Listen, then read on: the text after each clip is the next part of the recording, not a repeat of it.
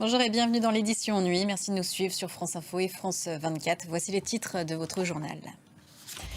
Applaudissements, standing ovation, mais aussi manifestations et intrusions dans le Capitole.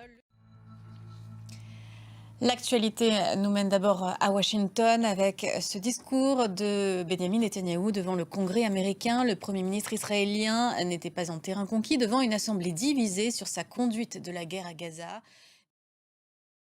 Pendant lequel Benjamin Netanyahou s'est dit confiant quant à l'issue des négociations pour faire libérer les otages détenus par le Hamas. Plusieurs familles et proches étaient d'ailleurs présents dans l'hémicycle ce mercredi, mais en Israël, les familles d'otages ont été déçues du message porté par leur Premier ministre, Claire Duhamel, depuis Jérusalem. Puis autre discours à venir, celui de Joe Biden qui va s'expliquer, lui qui renonçait dimanche à briguer un second mandat. On attend son intervention prévue à 2h heure de Paris. Vous pourrez la suivre sur notre antenne. Est-ce qu'on peut s'attendre à une allocution confession ?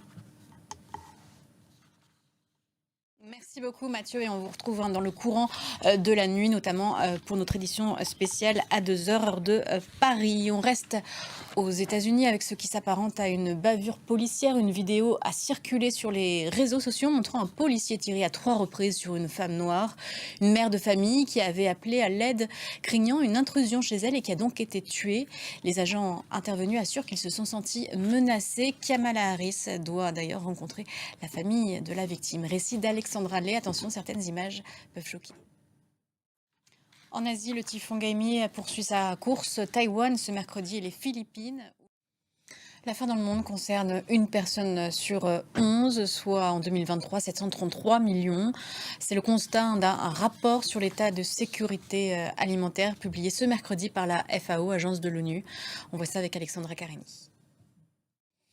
Notre point quotidien sur les Jeux Olympiques qui deviennent réalité pour certains athlètes déjà depuis ce mercredi. Les compétitions de rugby et de football ont commencé, dont le très surveillé Mali-Israël qui s'est fini en match nul et sans incident.